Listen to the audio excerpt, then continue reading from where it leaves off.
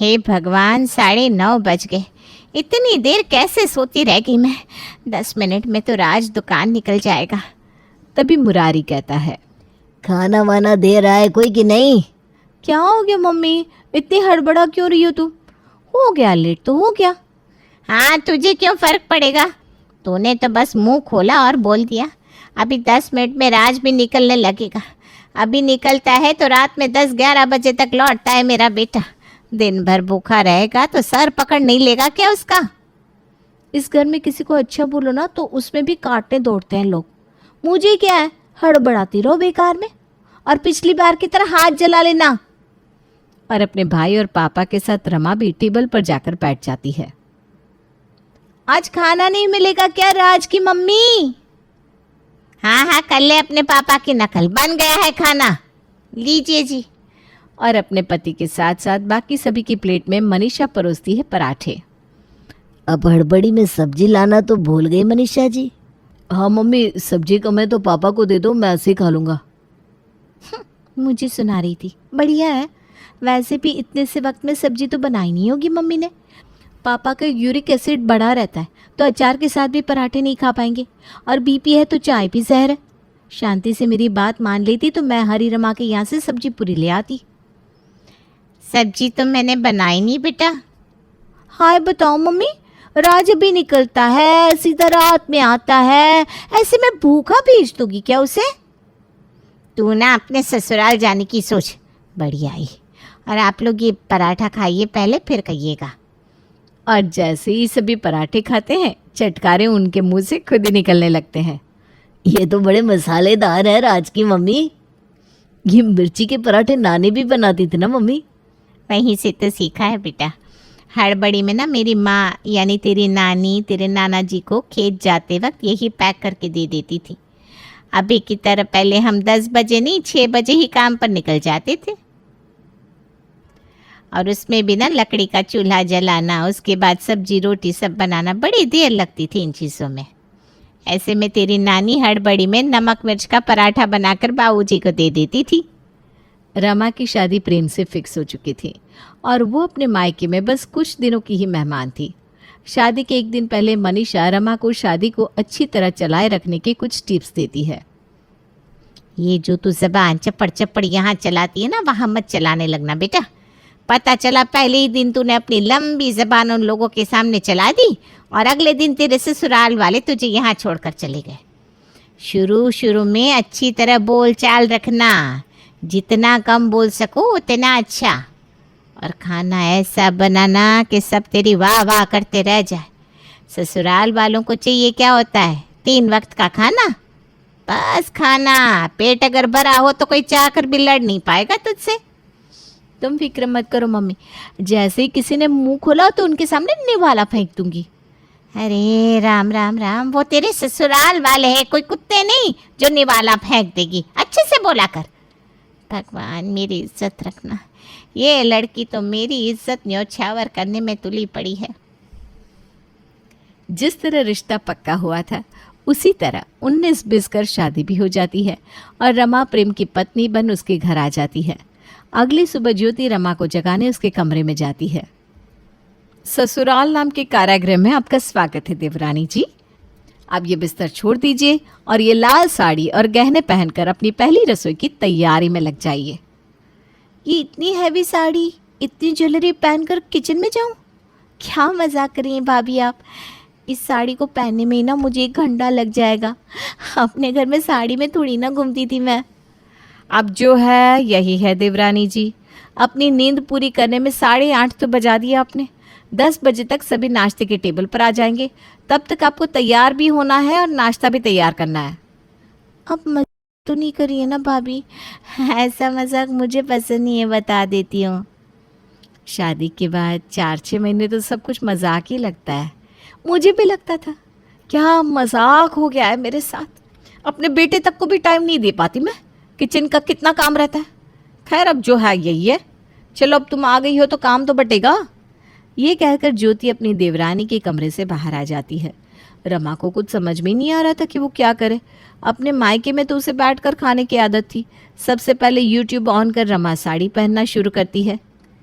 9:30 तो यहीं बज गए, अब 30 मिनट में क्या ही करूं मैं। और तब रमा को याद आते हैं अपनी माँ के पराठे, और वो रसोई में जाकर पराठे बेलती जाती है और उसमें मिर्च और नमक लगाकर सेकती जाती है।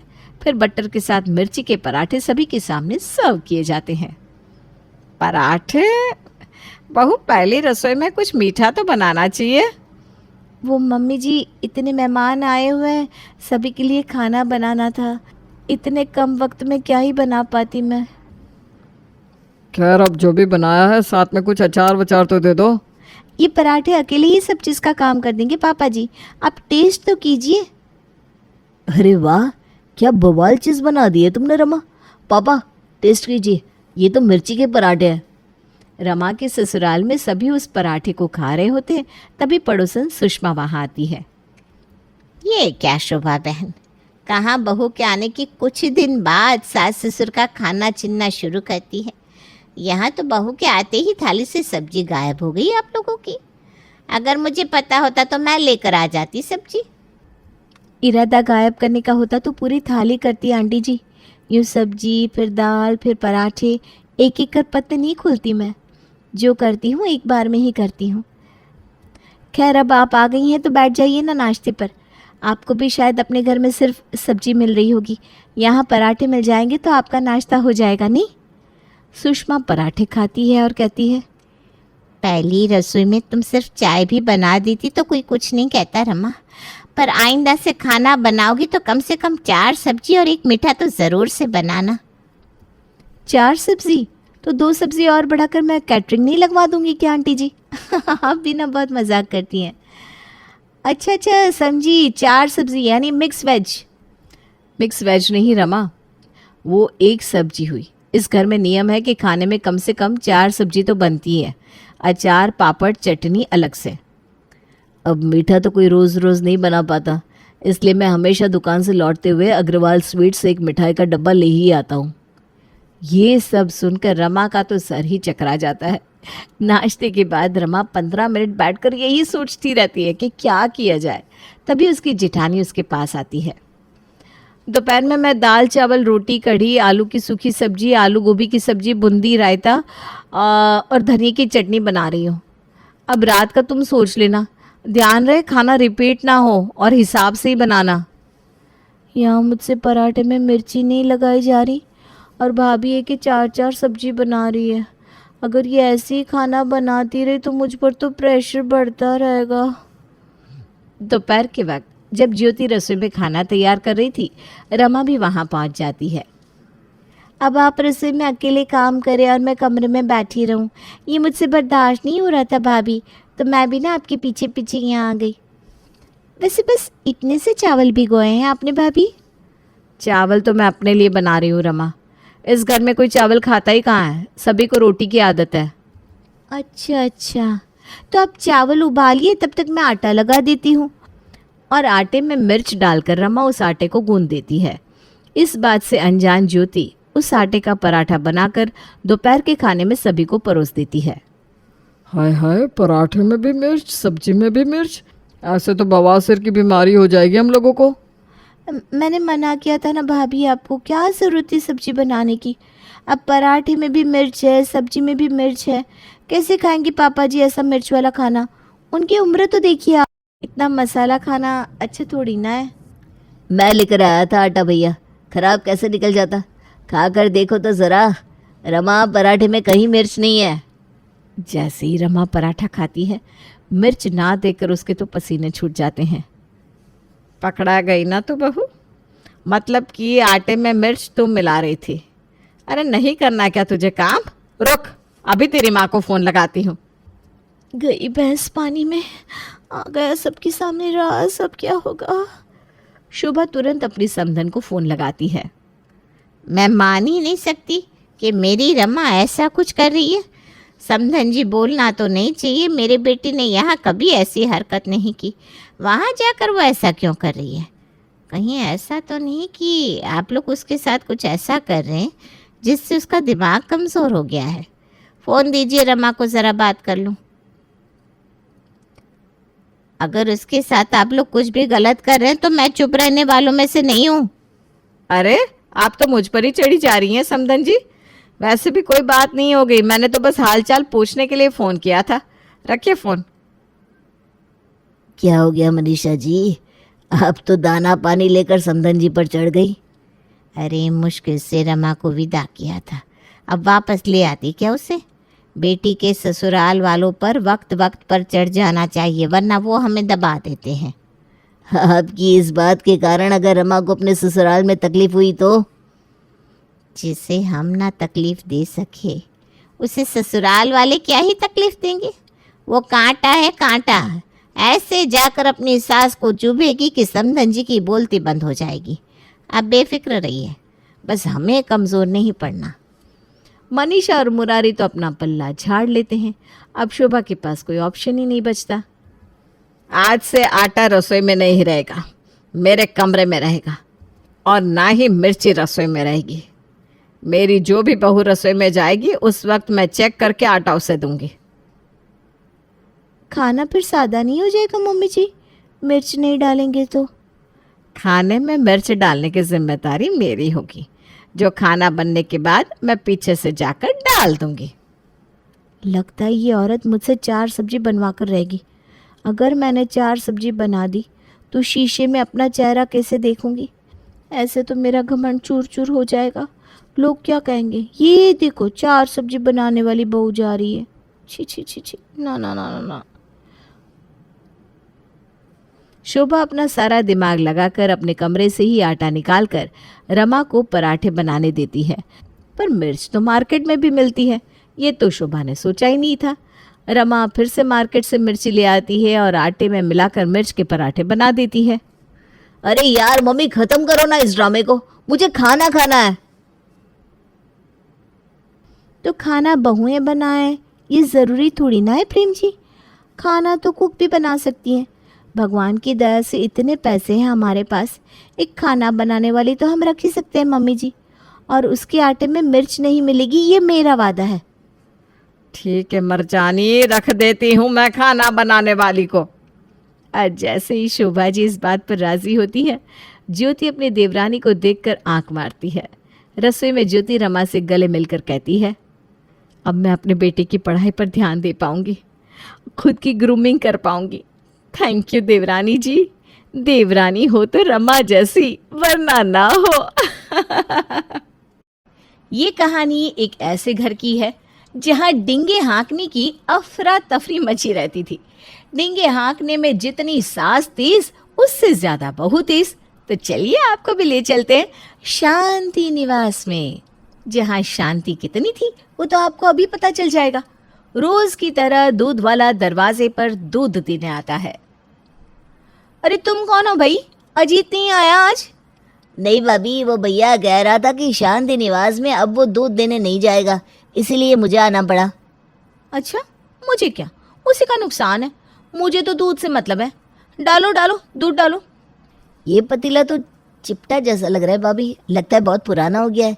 इतना बड़ा घर है आपका, एक नया पतीला ही ले लीजिए, कब तक इससे काम चलाएंगी? बाप रे बाप, रुक जा, मुझे हंसने दे। यही होती है गवारियत की हद। ये इंडिया का है ही नहीं, ये जो है ना जापान का है, वहाँ पर पतीला ऐसे ही होते हैं। तुम्हारे भैया जापान गए थे तब मेरे लिए ये पतीला लेकर आए थे। पूजा की बात को सच मानकर दूध वाला दूध पतीले में डालना शुरू ही करता है कि पूजा कहती है, अरे ये कैसा दूध है इतना पतला, कौन सी गाय रखी है तुमने? तभी मौके का फायदा उठाती हुई वहां सीमा आती है। अरे यही कोई सस्ती सी गाय होगी बहू। यूरोप में तो जो हमारी गाय थी ना, एक दिन में 90 लीटर दूध देती थी, और दूध ऐसा कि देखते देखते घी निकल आए, और इसके दूध में से तो मलाई भी निकलती नहीं दिख रही। आप लोग पहले विदेश में रहते थे क्या? ला कर लो बात। विदेश में बिजनेस करने के लिए विदेश में रहने की जरूरत थोड़ी ना पड़ती है बेटा, यहीं से फोन घुमाते हैं और काम हो जाता है। आपकी इतनी गाय है तो हमसे काहे दूध लेती हो चाची? अब समझ में आया काहे भैया आपके यहाँ नहीं आना चाहते। तो कुछ ऐसी थी ये सास बहू की जोड़ी।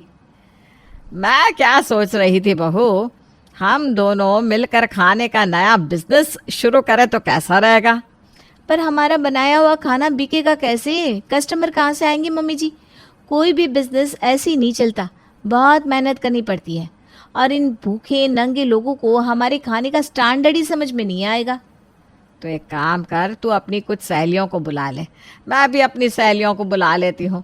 घर पर एक छोटी सी किटी पार्टी रख लेते हैं और इसी पार्टी में उन्हें अलग अलग डिशेस बनाकर टेस्ट करवाते हैं।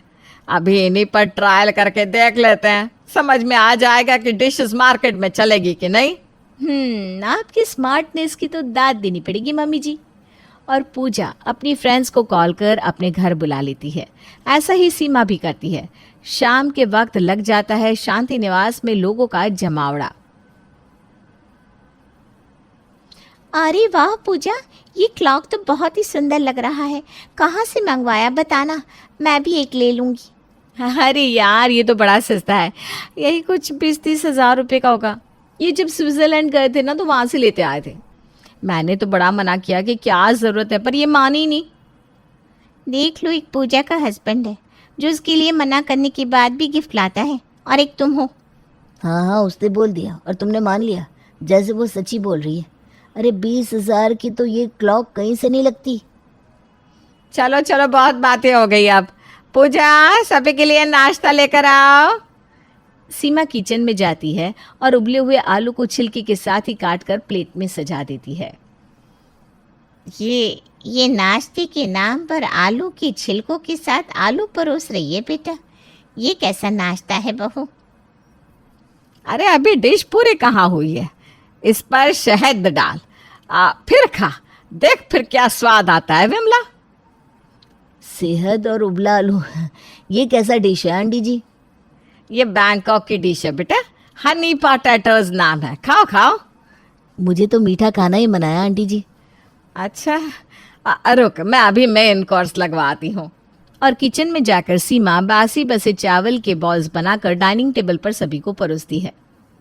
आइए मम्मी जी, मेन कोर्स आ गया है। नया डाइनिंग टेबल कब लिया तूने सीमा? ये वाला तो थाईलैंड से मंगवाया है हमने ऑनलाइन। तुम तो लग रहा है विश्व भ्रमण पर निकली हो, हर एक चीज विदेश से लेकर आई हो, मानना पड़ेगा। कोई खजाना हाथ लग गया है क्या? अरे हमारा क्या है, हम तो खानदानी ही रईस है। शुरू से ही ना मेरे सास ससुर को विदेश की चीजों का शौक था, तभी तो विदेशी दिखने वाली खूबसूरत बहू लेकर आए। वो सब तो ठीक है आंटी जी, पर ये चावल की गोल गोल लड्डू बनाकर आपने हमारे सामने क्यों रख दिए? हम इसे खाएं क्या? अरे ये गोल गोल लड्डू नहीं है बेटा, ये तो राइस बॉल्स है, जापान में बड़े फेमस है।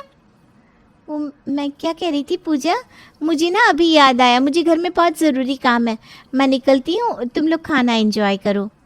और ये था पूजा और सीमा के रेस्टोरेंट का प्लान। डिशेस तो आप देख ही चुके हैं। इसी तरह कुछ भी उट पटांग चीज़ें बनाकर वो दोनों सभी को परोस दिया करती और उसे फॉरेन की किसी कंट्री की डिश बता दिया करती। हर शाम की तरह पूजा मार्केट सब्जी लाने निकलती है और वहीं उसे उसकी फ्रेंड प्रिया मिलती है।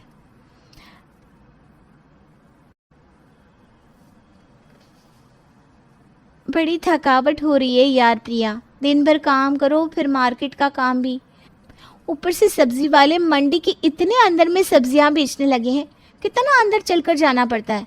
मेरे तो पैरों में दर्द होने लगा। क्यों, तेरे पास दुबई के स्लीपर्स नहीं है क्या? देख, कारण मेरे लिए ये इम्पोर्टेड डॉक्टर्स प्रिस्क्राइब चप्पल लेकर आए, जिसे पहनने के बाद कोई कितना भी चल ले पैर नहीं दुखते। सही में? क्या ऐसे भी स्लीपर्स आते हैं? मैं नितिन को भी बोलूँगी मेरे लिए लाने को। अरे जब नितिन स्लीपर्स लेने दुबई जाएगा ना तो उसे कहना कि उसी शॉप के बगल में एक ज्वेलरी शॉप भी है, वहाँ से मैंने ये डायमंड का रिस्ट वॉच लिया था, तू भी अपने लिए एक मंगवा लेना, दोनों फ्रेंड्स साथ में पहनेंगी। डायमंड का वॉच? तेरी किस्मत से ना मेरी किस्मत का क्या कंपैरिजन। छोड़ पूजा, चलती हूँ मैं। पूजा की महंगी महंगी चीज़ें देखकर प्रिया को गुस्सा आता है और वो घर जाकर नितिन से लड़ाई करने लगती है।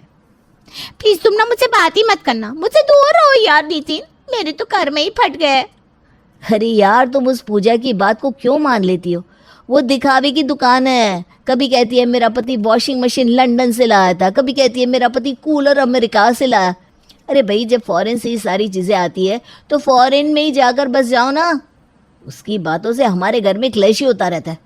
उसकी बातें सुनती हो और मुझसे लड़ती हो। अब मैं तुमसे बात ही नहीं करूंगी। उसकी कलाई की वो घड़ी देखिए, मुझे वही की वही घड़ी चाहिए। मुझे नहीं पता कैसे, इटली से लाया था उसका पति उसके लिए। अगर वो इटली वाली घड़ी मुझे नहीं मिली तो मेरा और तुम्हारा रिश्ता खत्म। हाँ, पूजा के फॉरेन से लाए हुए चीज़ों के कलेक्शन के ऊपर ही प्रिया नितिन से झगड़ा कर रही थी। तभी पूजा उसे कॉल करती है। कल मेरी बर्थडे पार्टी है प्रिया, तुझे आना ही है और जीजू को भी लेकर आना, लाइक ऑलवेज। देख लो, कल पूजा के घर पार्टी है। मुझे कोई इम्पोर्टेंट गिफ्ट ही देनी है उसे, कुछ अच्छा सा महंगा वाला।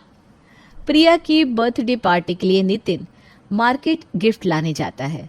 तभी उसकी नज़र फुटपाथ पर 150 रुपये में बिक रही घड़ी पर पड़ती है। ये तो वही घड़ी है जिसे प्रिया स्विट्जरलैंड का बता रही थी।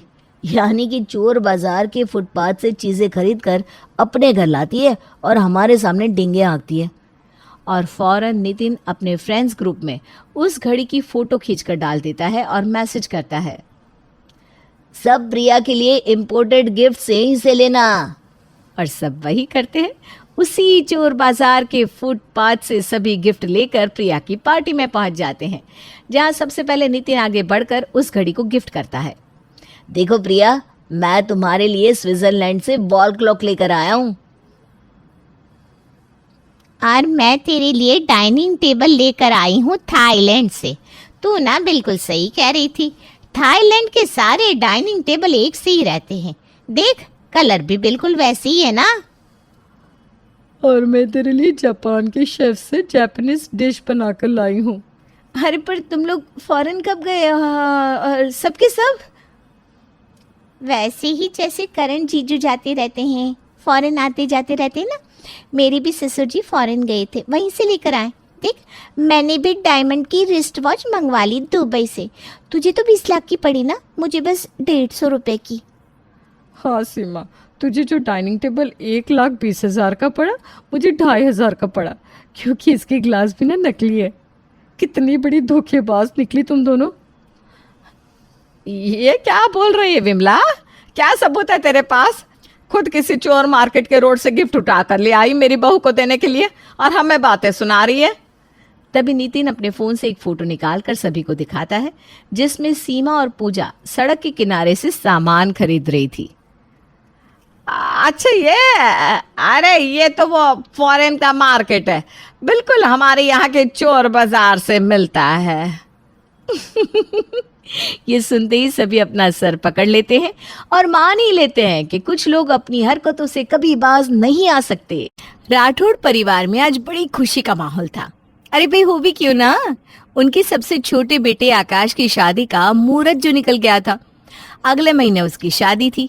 अब आप सोचेंगे कि इसमें इतना खुश होने वाली क्या बात है, तो सुनिए, अग्रवाल परिवार में ये सबसे आखिरी बहू होने वाली है, क्योंकि इनके दोनों बेटे राजीव और सुनील की शादी हो चुकी है और उनकी दोनों बेटियों की भी शादी हो चुकी थी। अब आकाश सबसे छोटा था और इसलिए ये अग्रवाल परिवार की आखिरी बहू बनने वाली थी। अरे अब तो मेरी सारी परेशानी खत्म होने वाली है। मेरे घर की आखिरी बहू जो आने वाली है। ये बात आपने 100% सच कही माँ जी। अब तो मैं और कविता भी हुक्म चला सकेंगे छोटी बहू पे। अरे आप तो चला ही सकते हो, तुम दोनों जेठानी जो ठहरी उसके। अरे वो तो इस घर में सबसे छोटी हो गई। दोनों भाई भी बड़े हैं देवर जी से, और दोनों जीजी भी बड़ी हैं। हाँ, आकाश तुम्हारे छोरे जैसा है, बिट्टू और उसमें फर्क ही कितना है, 5 साल तो छोटा है बस। हाँ जीजी, दिव्या तो आपकी बहुरानी जैसी ही हुई ना। हाँ, अब ये शादी हो जावे तुम्हारी आखिरी बहू भी आ जावेगी, फिर हमारी सारी जिम्मेदारियां खत्म, फिर तुम जानो और तुम बहुओं का काम। अरे माँ साहब, बिल्कुल फिक्र को नहीं करो, हम देवरानी जी को अच्छे से सब सिखा देंगे। क्यों कविता? हाँ माँ साहब, निश्चिंत हो जाओ। अब हम भी तो उसकी जेठानियाँ हैं, हमसे कौन ही सीखेंगी तो किससे सीखेगी। और नहीं तो क्या, अब तो बस अगले महीने की शादी का इंतजार है। राठौड़ परिवार के सारे लोग आकाश यानी कि घर के सबसे छोटे बेटे की शादी की तैयारियों में लग गए थे। हर कोई उत्सुक था घर की सबसे आखिरी बहू के आने से, लेकिन दिव्या को कहाँ पता था शादी के बाद घर में सबसे आखिरी होने की वजह से उसे क्या क्या करना पड़ेगा। अरे दिव्या, इस दाल में झोंक लगा देना, ठीक है? और साथ में रोटी भी बना देना। जी भाभी साहब। और दिव्या, मैंने चावल रख दिए, इसे भी देख लेना, और साथ में आलू की सब्जी भी बना देना। जी भाभी साहब, मैं देख लेती हूँ। आजा कविता, हम बाहर का काम देख लेते हैं। जी भाभी। और एक तो सबसे छोटी हूँ, तो किसी को काम के लिए ना भी नहीं कह सकती। मारा राम जी कट्ठे फंसा दिया मारे, जो देखो काम देकर चला जाता है। जब से इस घर में ब्याह हुआ है मारा, तब से काम ही कर रही हूँ बस। आगे क्या होगा मारा। अरे दिव्या, चाय बनी कि नहीं? बस मासा ला रही हूँ। चल चल छोरी, नहीं तो डांट पड़ जावेगी तने। दिव्या राठौड़ परिवार में सबसे छोटी थी, जिस वजह से हर कोई उसे काम सौंप कर चला जाता और वो किसी को मना भी नहीं कर सकती थी। काम के साथ साथ बाकी बातों में भी उसके आखिरी होने की अच्छी खासी कीमत का भुगतान कर रही थी वो।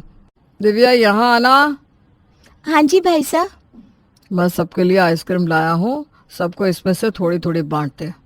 जी भाई साहब, अभी कटोरिया लेकर मैं आऊँ हूँ। अरे वाह, आइसक्रीम ये तो मेरी पसंद की है, मज़ा आएगा। पहले सबको दे देती हूँ, फिर जो बचेगी मैं खा लूँगी। ये सही रहेगा। दिव्या सबके लिए कटोरिया लेकर आती है, सारे घर वालों को परोसने लगती है। ये लीजिए मासा आपके लिए। हाँ हाँ, लाला। ये आपकी भाई साहब, मछली भाई साहब। दिव्या ने धीरे धीरे करके सारे घर में आइसक्रीम बांट दी, लेकिन जब उसकी बारी आई तो आइसक्रीम पिघल चुकी थी। अरे हाय रे, मारी फूटी किस्मत। आइसक्रीम नसीब में ना है मारे तो। कहाँ फंस गई इस घर की सबसे आखिरी बहू होकर। काश मैं भी बड़ी होती तो मैं भी हुक्म चला पाती, लेकिन अब क्या करूं। अरे दिव्या बहू, कहाँ रह गई? अरे आओ मासा। दिव्या के सबसे छोटे होने का नुकसान कम होने का नाम ही नहीं ले रहा था। अब तक तो सिर्फ उसे काम करना पड़ रहा था, लेकिन इसके नुकसान और भी थे। अरे कट्ठे रह गई सारी बहुएं। अरे आ गए मासा, क्या हुआ? कोई काम था क्या? अरे आज मैंने साड़ी वाले को बुलाया है, तीनों अपने अपने लिए साड़ी ले लो। वाह मासा, अपने साड़ी वाले को घर पे बुलाया। आज तो मैं 2-2 साड़ियाँ लूंगी। हाँ हाँ, ले लेना। दिव्या बहू, तू अपनी पसंद की साड़ी ले लेना, ठीक है? जी मासा, मने तो साड़ियों का बड़ा ही शौक है। अरे क्यों नहीं, तू इस घर की छोटी बहू है, जो पसंद आए वो ले लेना, ठीक से? अरे वाह, पहली बार सबसे छोटे होने का फायदा मिल रहा है। ये लो, आ गया बनवारी। अरे आजा, बढ़िया साड़ी दिखाना हमारी बहुओं को, समझा? अरे मासा, बढ़िया एक नंबर साड़ी लेकर आया हूँ मैं, देखकर दिल खुश हो जाएगा आपका। अरे चल चल, अब बात ना बना, साड़ी दिखा। सुंदर साड़ियां है ये तो बड़ी। हाँ सच में, मने वो वाली दिखाना, पिंक वाली। हाँ, ये तो सबसे खूबसूरत साड़ी है हमारे यहाँ की। ये लीजिए बहू रानी। ये तो सच में बहुत सुंदर है। अरे वाह, क्या खूब साड़ी से ये तो। मारे ऊपर तो खूब जचेगी नहीं दिव्या?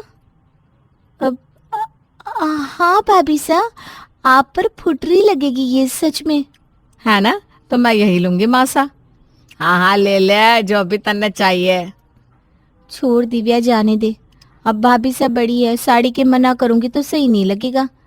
मैं कोई और साड़ी पसंद कर लेती हूँ। अरे वो वाली दिखाना, हरी वाली साड़ी, गोटा वर्क वाली। अरे ये तो मारे को अच्छी लग रही थी, ये भी मछली भाभी सा ने ले ली। हाय रे मारी फूटी किस्मत। राम जी क्या कर रहे हो आप? अब वो पीली वाली साड़ी तो मैं ही लूंगी। अरे बनवारी, मैंने वो पीली वाली साड़ी दिखाना, बड़ी चौक लग रही है वो साड़ी। हाँ बस यही बाकी था। हाँ आप ले लीजिए मासा। अरे दिव्या बहू, तने तो कुछ लिया ही कौनी? क्या हुआ, साड़ी पसंद कौनी आई क्या? ना ना मासा, ऐसी कोई बात नहीं है। अरे दिव्या, मैं थारे वास्ते पसंद कर दूं हूँ साड़ी, रुक। ये देख, नीली वाली, ये थारे पर बहुत फूटरी लगेगी। और ये तो मैंने बिल्कुल भी पसंद को नहीं आई, पर अब भाभी सा को मना कैसे करूं? क्या हुआ दिव्या? कहीं नहीं भाभी सा। हाँ ये सही है भाई सा, आप मने ये साड़ी ही दे दो। हाँ देख, ये तुझ पर फूटरी लगेगी बहुत। दिव्या अब इस आखिरी बहू के किरदार से तंग आ चुकी थी, तो उसने एक युक्ति लगाई जिसने दिव्या की सारी तकलीफ को ही दूर कर दिया। अरे आइए आइए पंडित जी, हमें बड़ी खुशी है कि आप हमारे घर पधारे हो। मासा ये बहुत ज्ञानी पंडित है, हमारे गांव में इनकी बड़ी मान्यता है।